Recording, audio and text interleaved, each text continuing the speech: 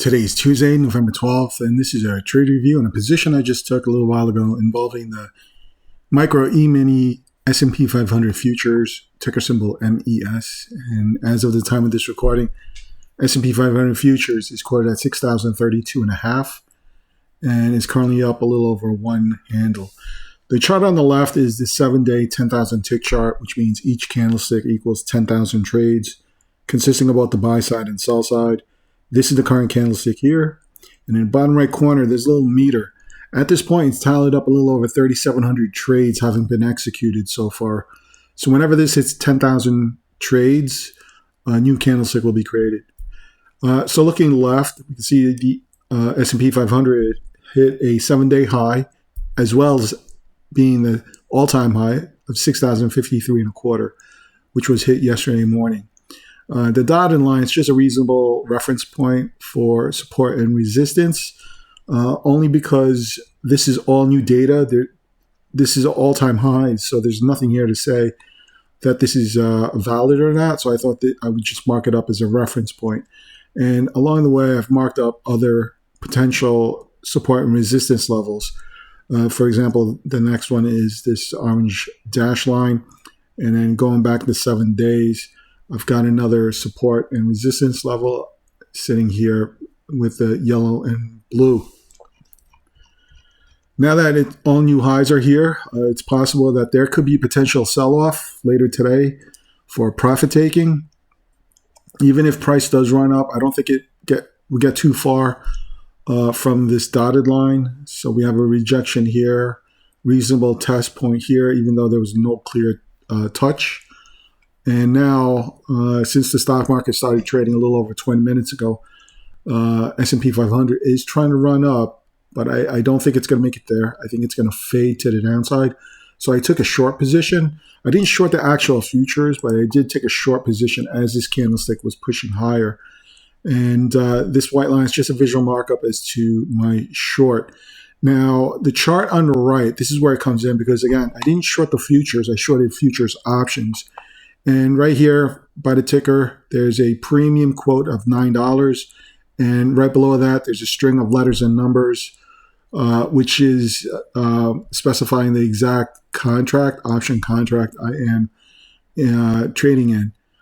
So X2BX24, that part of the ticker is stating that this is an expiration for the second Tuesday in the month of November 2024.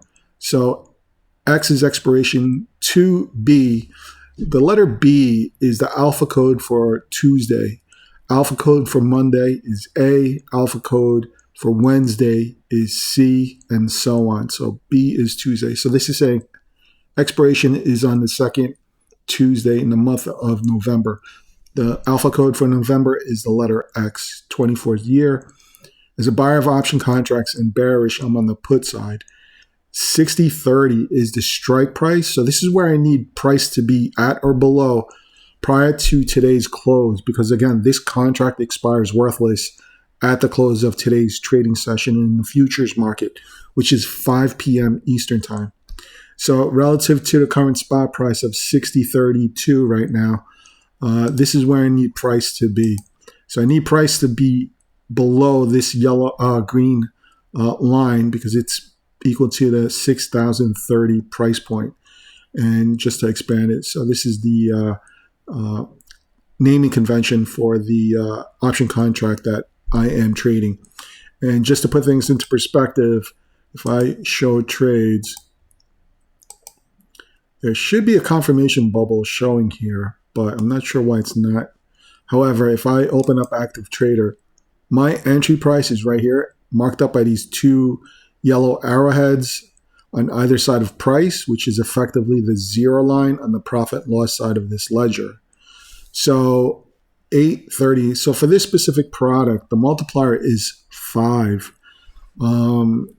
So it's my entry price of 830 times 5. So 830 times 5.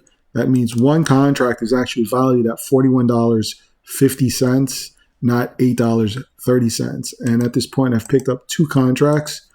So I'm risking $83.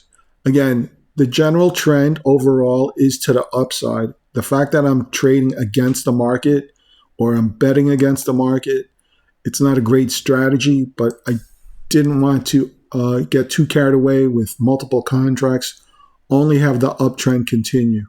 So I thought, again, I'd mitigate the risk. And importantly, this contract expires today. It's going to zero at 5 p.m. or a little after 5 p.m. So if I scroll all the way down, if the trade does go against me and I take no action in closing this position out, by the time the premium hits zero, the gray field here is the premium, my max loss is $83. So that's how it's valued for those two contracts. So here's that confirmation bubble I was waiting for. So the two contracts I picked up were all at $8.30 as a quote here. So that is the current status. I want to see if I can add a third. Yeah, no, I can't add the third right now because I want to average down. So if I pick up a third contract, it would be at $8.55. I want to average down. So if price falls below $8.30, I am considering adding a third contract. Now, it's all contingent on if that happens and when it happens. Because if it happens at 3 o'clock in the afternoon, I'm not going to do it because, again, there's not that much time remaining before these contracts expire as worthless. So that is the status. I'll pause it here, let the trade work itself out, and I will update accordingly. So it's been a few hours since the initial recording, but the S&P 500 futures is now quoted at 59.93 3/4. So, and price has fallen below this other support level I had marked up here. And from this high to this high, it appears that the current market structure is inside this descending pattern, inside between these two yellow trend lines.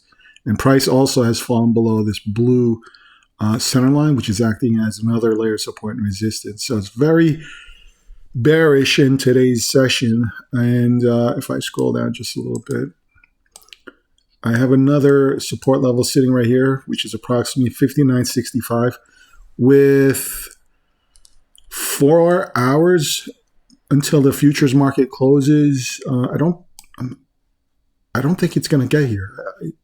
It could, but this is an area I'm looking to close the position out. So if I open up Active Trader, if I was to sell this position out right now, my net profit is $415.50. Also, I was able to grab a third contract. So if I show trades, there should be a third contract here. So there's 3. And I was able to get it at the $8.30 price level. So I am holding. So with, I'm going to place an order here to close out the trade for a 1-to-4 risk to reward.